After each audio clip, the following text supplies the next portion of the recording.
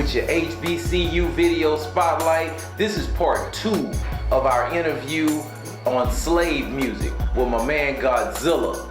This time I'm gonna give you an opportunity to listen to him and see really like the intellectual side of this man, not just the music, but what he has going on and how he's been elevated in his thought process. He's saying some really good stuff, and there's some things that I felt like people really needed, so I wanted to break it down into a 2-part series instead of squeezing it all into one, so that way you would not miss what this man had to say. Without further ado, I want to move over to my man, Godxilla, with slave music. Let's see what he had to say. Slave music. Give us a little insight. How did you come up with that? That was very prolific. I was super impressed with what you had to say. How did you come up with that? Well, slave music, it's a thought process. So last year I left where I'm from, Wisconsin, moved to Los Angeles, seeking purpose. And in the time for seeking purpose, I had a lot of time for reflection. So when you start talking about slave music and how slave music came about, it was just a matter of looking at what music really is and what music has been used to be in times in Africa, in tribal times, and in times in Native America, where we come from. Drums were used to signal each other and to communicate to each other. There were messages in those drums. And you take a look at music as a teaching tool for kids, and one example that I always use is head, shoulders, knees, and toes. Head, shoulders, knees, and toes. You didn't teach your kids anatomy, right? We use music to teach everything. We use music to teach people that Sprite is the hip hop soda, or that Mountain Dew is the extreme soda. We use music to sell shoes. We use music to sell clothes. Aflac used music to appeal to urban demographics when they, put down a help pay the bills, ain't that enough for you? And they teaching Aflac gap insurance with rap music. Well, why isn't music being used to teach prison? But nobody getting on the record saying, go to jail cuz it's cool, go to jail cuz it's you, go to jail, man. Nobody's making a record and saying, go to jail, man. But we have a for-profit prison system. Think about that for a minute, a for-profit prison system. This prison is there to turn a profit. Well, what are they to turn profit off of? They're turning profit off of labor. Okay, well, how do we get more people to come to jail so we can actually make bigger profits? Because once we get this jail filled up, we make more money. Well, let's teach how to go to jail through music. So we can teach how to go to jail through everything else that I mentioned, but rap music won't be used to teach people how to go to jail? That's insane. And at the same time, you look at it and say it isn't. You think it isn't being used for that. If a person wants to say that, check the investment portfolios of any publicly held investment group. Take a look at that, or any of these publicly held companies, and see who the largest investor in this company is. And you can see, because it's publicly traded companies, publicly traded stocks. You can see that company X owns 15% of, Corrections Corporation of America, and as they own 15 or 30, sometimes 45, 50%, they'll also own 15% in movies and entertainment. And it don't say what movies and entertainment, but the 15% of their investment portfolio might be 60% of Universal, right? And that becomes, so it's not right to say, oh, Universal invests in, because Universal is just a company that has shareholders. That share group who invests in Universal also has investments in Corrections Corporation of America. And so their agenda is to make sure those jails stay full, because then that becomes a bad investment if they don't. And this is America. There's nothing wrong with a person investing in prisons. If that's what you want to put your money in and you feel like you got a great deal going on, then you do your thing. So we can't stop that. Well, only thing we can control is how many of us go to jail and how we market in jails for investors. And that's what we're doing, is marketing jail. So it's slave music, because once you go there, you're working for 17 cents an hour, and then you're making helmets for infantry soldiers and stuff like that. Because the U.S. government getting all their clothes and stuff all made in the prisons for military. Right. So. Man, very interesting. Very, very interesting. Now, with it being such a controversial topic, were you concerned with any of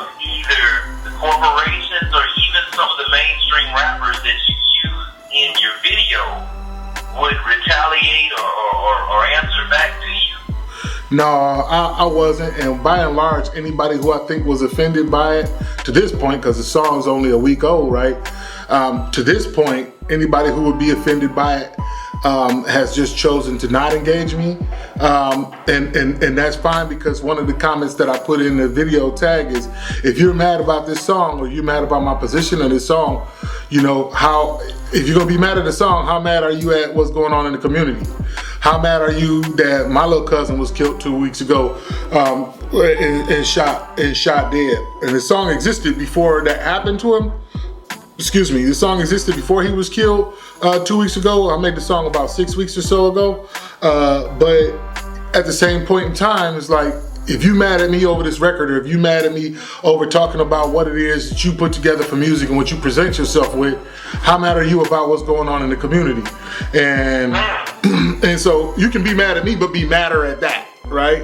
And I don't think you can have that yin and that yang exist together and without being mad at that. And by and large, nobody's gonna take issue with that, because as black people and people with slave mentalities and people who still have chains on our brains, we've been taught to accept that that's just the way life is. We black, we live in the hood, and that's how it is, it's how life goes. And you know, it's that, you know, we niggas, like, nah man, we can be better than that. We kings and queens. You know, this is our land. As I begin to do more research lately, thanks to my man Big Fuzz, you know, there were so many black people here before Europeans ever showed up, pre-Columbian as they say.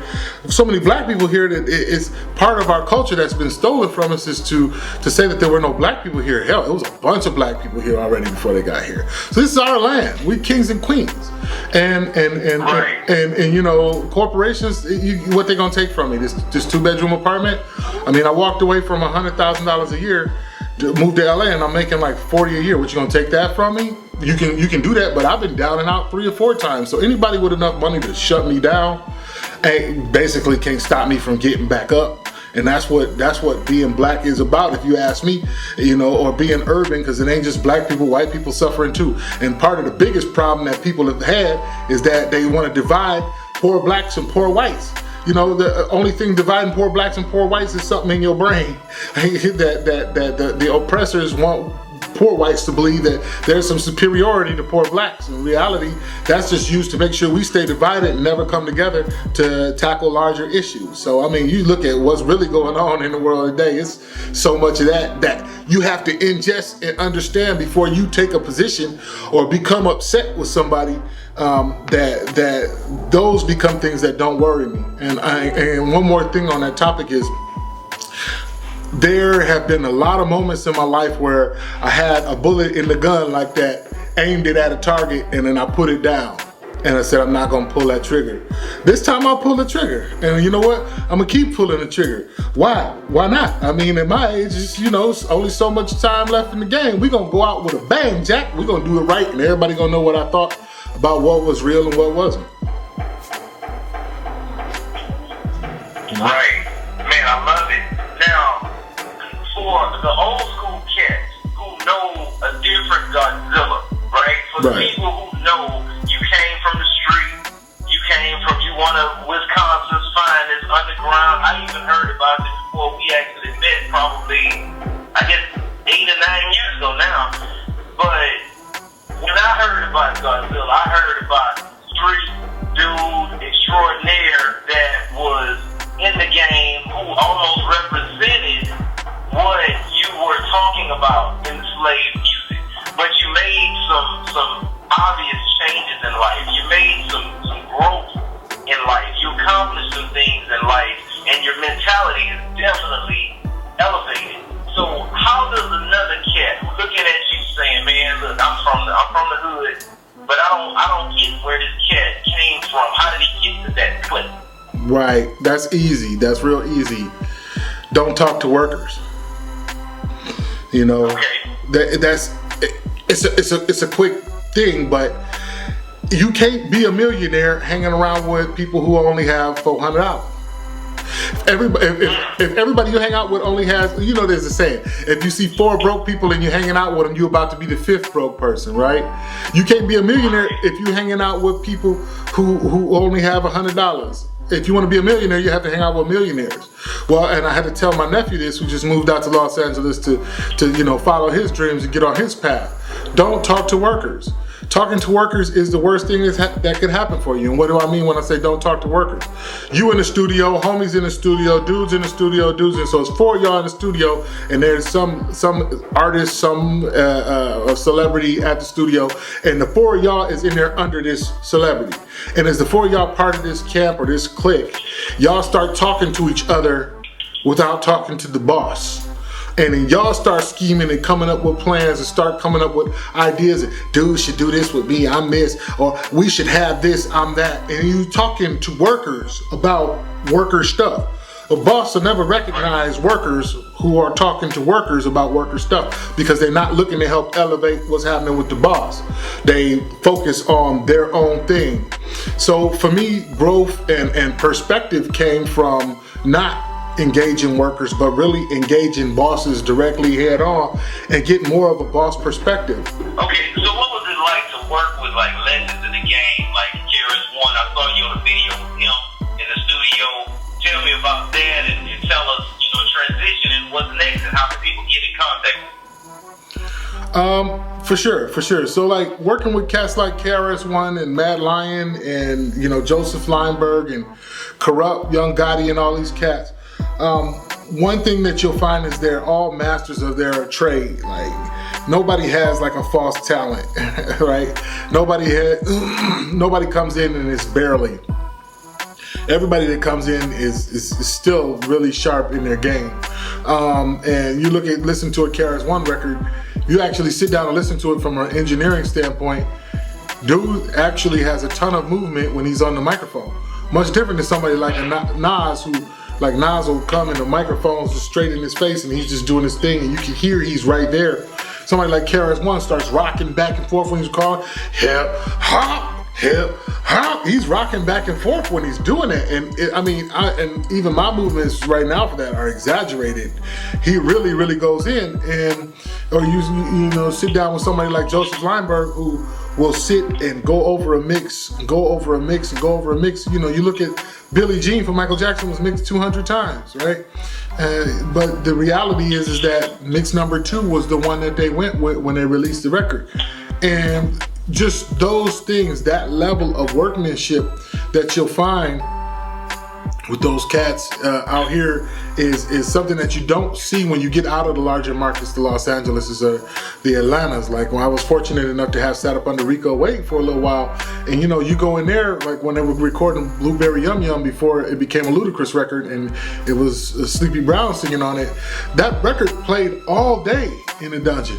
All day. The beat played, working with the chorus. You talking about 16 hours worth of just that beat playing. And you would think like, these cats, go play some ball, whatever. Same thing at Joseph Lineberg over at Ironworks Recording Studios. They're working, but they're listening and they're thinking and working and listening and thinking. So that's something that I got out of that is that there's so many different workflows for us to get to the point, and the kids, I think that, and young people that want to make records all come in with this, $100 budget. We got to get this song cut in $100. We're going to take an hour to record it. We need an hour to mix it. It's going to cost us, less than $100. We're going to pay $30 an hour, and we're going to put this out. We finna win. Like, bruh, you going to put this out, you finna win, but these cats that I'm working with, I'm telling you, that one song can be a week-long affair. When you hear slave music, man, I'll probably mix slave music at like 3 or 4 days, and coming back to it, thinking about it. So those kind of workflows are things that I learned. What's next for me is I got a new song called Message in a Bottle that I'm about to start working on a video for, which tackles a lot of these same topics, specifically the topic of using the word nigga in these records. Because nigga for these records is basically something that's dehumanizing us. You don't hear Vietnamese people referring to each other as "What's up, my gook?" Right? You don't hear that. That was something U.S. soldiers used to dehumanize the Vietnamese in the Vietnam War, or in World War II.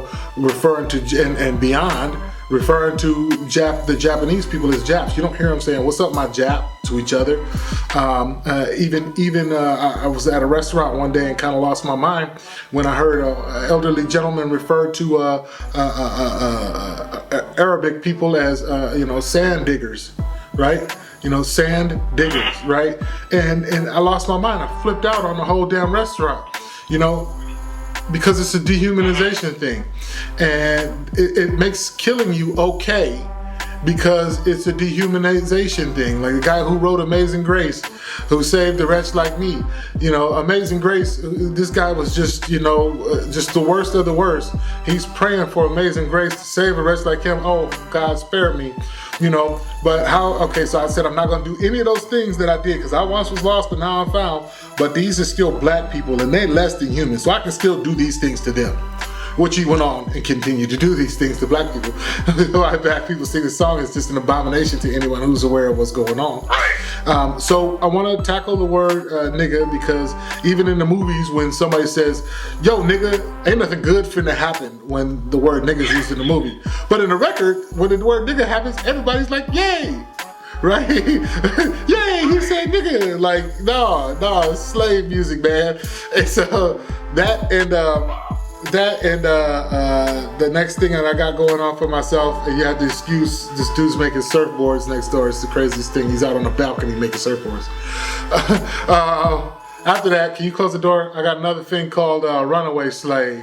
And the Runaway Slave record, it specifically addresses the fact that when you decide you don't want to make the music that the labels want you to make anymore, then you're a runaway slave. You're on the Underground Railroad. Something's got to happen to you. When you decide that you want to own NBC, then you're a runaway slave. When you decide that Viacom owed you, $250 million, not $50 million that they gave you, and you decide I don't want to do your show anymore. Now you're a runaway slave. You tell Warner Brothers I don't want to sing songs about sex anymore. I want to sing songs about love and lifting people up. Then you a runaway slave. So that song is gonna tackle a lot of those things, because when you decide you don't want to do subscribe to the agenda anymore, then it becomes a real problem. You're a problem for somebody at that point. So in contacting me, you can always hit me up at Godxilla 414 is GODXILLA 414 on Twitter. I always appreciate a direct connect. YouTube, I'm Godxilla Wisconsin, and just even saying, hey man, we appreciate the support we appreciate the song is a good thing for me. And that's where I'm at, bro. Hey, did I tell you he was on to something? Did I tell you that the brother was in something? Did I tell you that he was on something? Did I tell you? That's right. Say you heard it here first. Marcus M. Positive Parker, HBCUvideo, and I appreciate everybody for logging in and tuning in. We've had so many cool people. We've watched, folks come through the show and elevate to the next level here on HBCUvideo. I want to send a big shout out to my man Lamar Blackman for making this whole thing happen and for constantly working on the HBCU campuses for the last 20 years, man. Big ups to you for that, and I really hope you enjoy. I'm gonna sign out one more time. As we go out, we had a great 2-part series with Godxilla, but I would be remiss. I would feel like I shorted you if I didn't close again with slave music from my man Godxilla. The track that you are listening to has been brought to you by the architect Godxilla. Try to cut a watermelon. You dim Thompson niggas quit rolling them bones and come here and get your ice cream. Yes, ice cream. Cut up man's ice cream. Watermelon.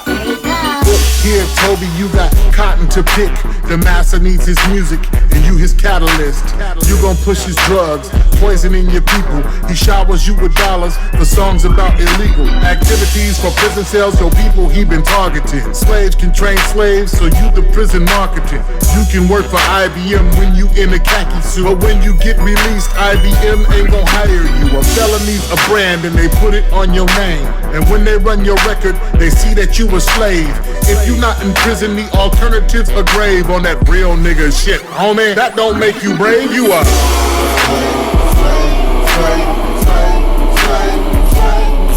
Yeah. Push that dope, pimp that hoe. Yeah. Fill that nigga full of bullet holes. Shoes up. Yeah. Fill them prisons, whole life sentence. Yeah. You a slave boy, go complete that Oh, mission. my name is Kunta, cause I ain't falling for it. And black America's thought process is dormant, living check to check. You only have respect before a pair of Jordans, you'll cut your brother's neck. White folks wear Skechers and Walmart shoe. Why you yelling? What are those? They stacking paper, fool. You poor but look cool, while they laughing at you. But he got stock in Nike while you rock prison blues.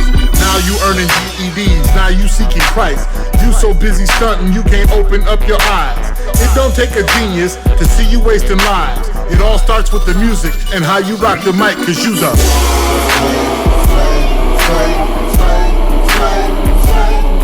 Yeah. Push that dope, Yeah. pimp that hoe. Yeah. Fill that nigga full of bullet holes. You's up. Yeah. Fill them prisons, Yeah. whole life sentence. Yeah. You a slave boy, go complete that mission. While you sipping that lean, while you popping that molly, the judge locks your black ass up for a hobby. The prison loves to hear the news of brothers with a homie. The prison system is the backbone of the economy. It will never fail. They issue stiff sentences, modern day slave ships with labor intensiveness. Let's all sing songs about picking cotton, how Jimmy cracked corn and how the massa is rotten. Y'all too busy watching the Confederate flag. The messages in music's really what's sad. Mass incarceration's taking everything we have. If Black Lives Matter, change the message, bruh, fast.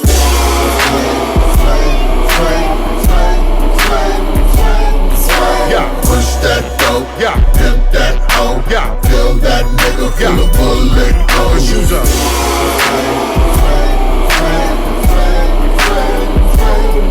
Yeah. Fill them prisons, Yeah. whole life sentence. Yeah. You a slave boy, go complete that